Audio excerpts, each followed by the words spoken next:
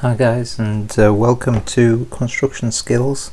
So in this video we're talking about total stations and surveying, setting out, and this is the first video we're going to talk about the basic principles. Now we might not really talk about how to use a total station, but we will talk about the things that we need to consider before we go about carrying out a survey or any setting out. So in this video we're going to look at the objective of surveying, what we're trying to achieve. Also we're going to look at accuracy and what accuracy is, errors and the sort of errors we might find when we're surveying and using surveying equipment, and check-in, how we can use check-in to remove or reduce errors in our survey. So first let's talk about the objective of surveying.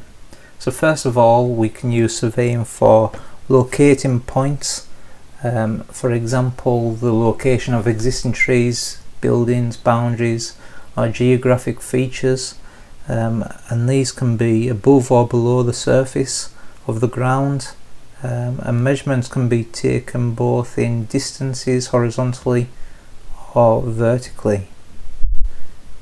We might use surveying to position new points, for example to position a new building, road or boundary. So to achieve the above objectives, different forms of measuring need to be used. When we are measuring, we want to be as accurate as possible, so that can be used later for something that is effective design or an effective construction. But whatever type of measurement we take in, there's always going to be an element of error, and we'll look at this a little bit more shortly. But we need to understand where these errors are coming from, so that we can be as accurate as possible and try our best to reduce those errors. Now I use the word accurate there. What is accuracy?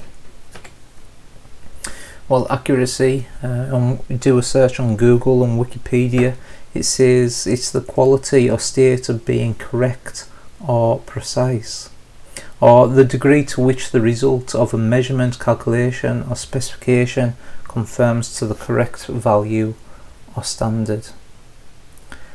So when we're surveying, we're interested in the correct value or measurement, or the value or measurement that is more likely to be nearer the true value. Interesting concept to think about when it comes to surveying is we don't actually know the true value, but we're still trying to get as close as possible to that true value.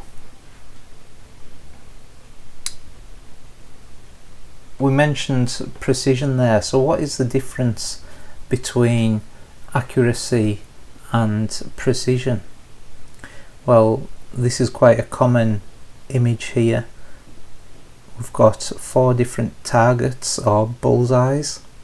In A, both are accurate and precise. In B, it's precise but it's not accurate.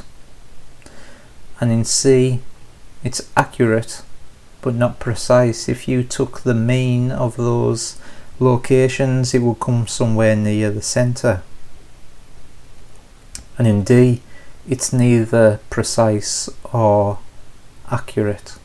So what we're aiming for in an ideal world is A, where it's both precise and accurate.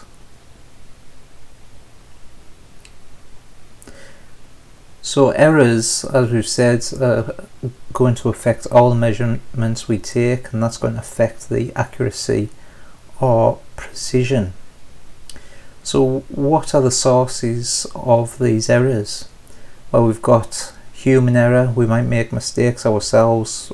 We will from time to time. We've got mechanical or instrument error, so the machine might not be calibrated. It might have been damaged, dropped, and the mechanics inside might not be working as they should. System errors and environmental errors. Perhaps we haven't taken into account temperature or air pressure, which is sometimes important when using when using a total station. So systematic errors, they exist in any survey measurement, and each additional measurement increases the effect of the error. It could be a plus or a minus, and it could vary in severity. It could be constant or it could be scalable. So for example, a constant error might be wrong tape length, or a scale error, as I said before, we might have used the wrong atmospheric conditions, or perhaps we haven't made an allowance for prism height. Could be collimation error. We then have random or accidental errors. Every measurement contains a random error. We want to reduce that as much as possible. It could be caused by the machine or the user, and it can be minimized by repeating the measurements that are being taken. For example, I recently used a micrometer myself to measure a shaft. Now you're talking tight tolerances there, so I took 3 or 4 measurements, and as you might expect, they all varied slightly by 0.01 of a mil or so, but then we can use that to come with sort of an average that we can use. As we say, all measurements are going to contain some error. We've just got to get an idea of what the actual measurement is using a process. Mistakes. We can all make mistakes. The errors that are avoidable, if we perhaps could pay more attention, we could remove the error. Perhaps we might be having a bad day. Maybe we could do the survey on another day to avoid making an error. And it has no pattern to it, so it can be difficult to spot.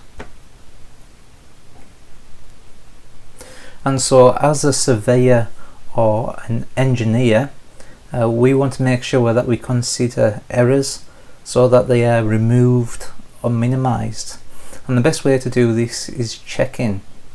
So for systematic errors, we can inspect and calibrate the instrument regularly, check the machine for errors.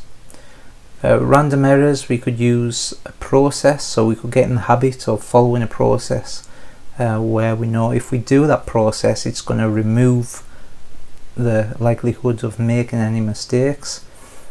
But then we can repeat the process as I did with the micrometer on the shaft to again reduce the chance of us making or incurring any errors. Mistakes, well, the best way to avoid these is to expect mistakes or errors. We want to look for them, we want to inspect the work we've carried out, and we could even ask others around us to help us to do that, ask them to look at the work that we've done. So I know it's a very brief video, but this is, as I say, just an introduction to surveying and using total stations. There will be more to come, which will go into a bit more detail, not only on how to use total stations, how to carry out surveying, but also just on general construction and safety in construction as well. So please subscribe, comment, and like this video if you did, and there will be more videos coming soon. Thanks for watching.